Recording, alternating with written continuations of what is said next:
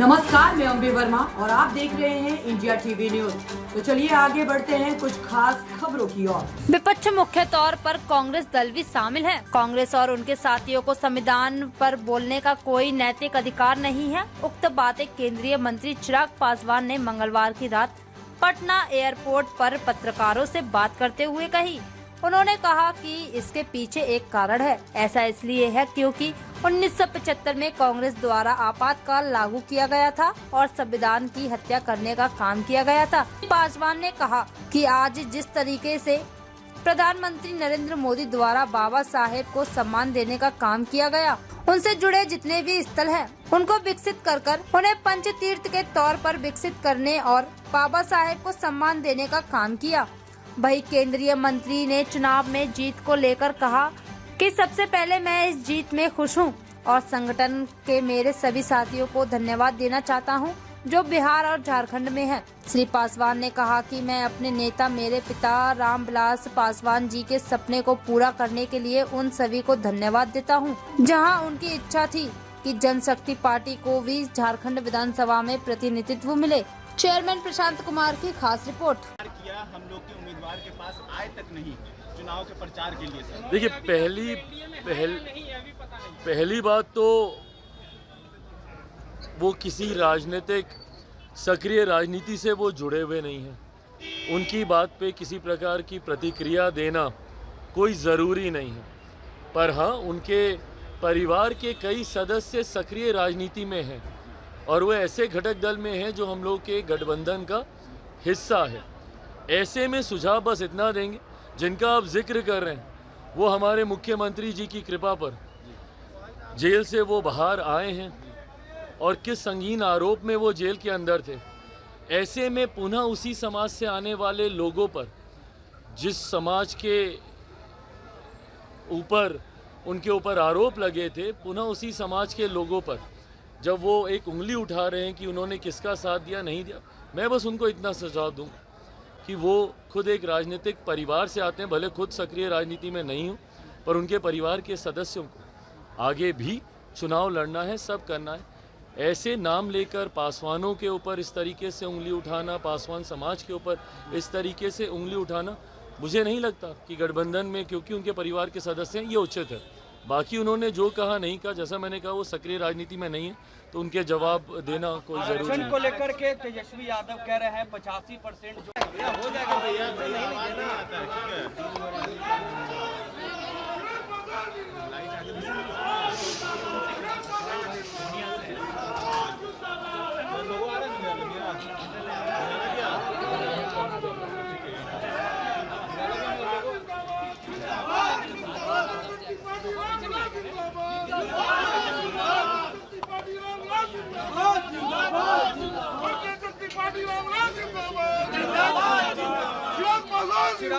आज संविधान दिवस है और विपक्ष के लोग कह रहे हैं कि संविधान दिवस है आज, और विपक्ष के लोग कह रहे हैं कि आप लोग संविधान का इस्तेमाल करते हैं लेकिन मानते नहीं हैं। विपक्ष, जिसमें मुख्य तौर पर कांग्रेस दल भी शामिल है, कांग्रेस और उनके साथियों को संविधान पे कम से कम बोलने का कोई नैतिक अधिकार नहीं है। क्यों नहीं है, उसका कारण भी है। ये वही कांग्रेस है जिन्होंने सही मायनों में सन 75 में आपातकाल लगाकर संविधान की हत्या करने का काम किया। देश में अगर कभी समय के किसी कालखंड में अगर लोकतंत्र की हत्या की गई तो वो सन 75 में आपातकाल लगाकर कांग्रेस की ही सरकार के द्वारा की गई।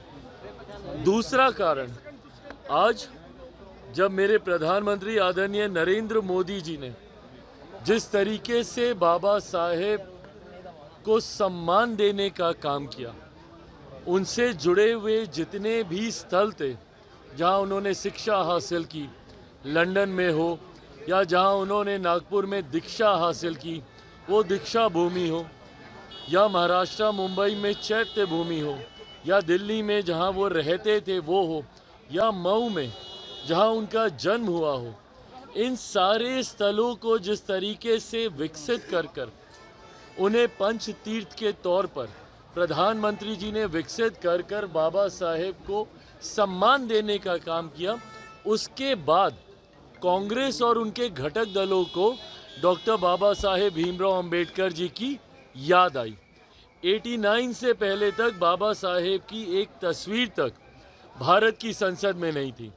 जिन्होंने संविधान बनाया, जिस संविधान की प्रतिलिपि आज की तारीख में कांग्रेस के नेता और उनके तमाम घटक दल के साथी हाथ में लेकर घूमने का काम करते हैं, उसी संविधान के निर्माता की एक तस्वीर तक भारत की संसद में नहीं थी, जबकि कांग्रेस के तमाम बड़े नेताओं की और उसमें से एक ही परिवार के 3-3 नेताओं की तस्वीरें भारत की संसद के सेंट्रल हॉल में लगी हुई थी।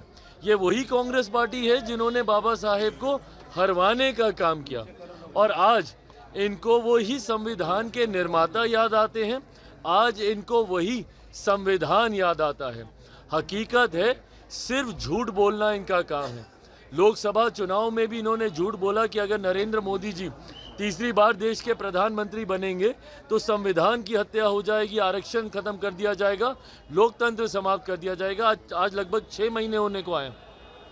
बताएं किसका आरक्षण छीन लिया गया, कहाँ का संविधान खत्म कर दिया गया, या कौन से लोकतंत्र की हत्या कर दी गई। सिर्फ झूठ बोलना कांग्रेस और इनके घटक दलों का काम है, और यही परिणाम, यही कारण है कि महाराष्ट्र जैसे राज्यों में जहां इनके बड़े से बड़े घटक दल एक साथ हैं, वहां पर इनकी इतनी बड़ी हार होती है। हरियाणा जैसे राज्यों में जहां एक तरफा इनको समर्थन मिलना चाहिए था, वहां इनकी बड़ी हार होती है। क्यों?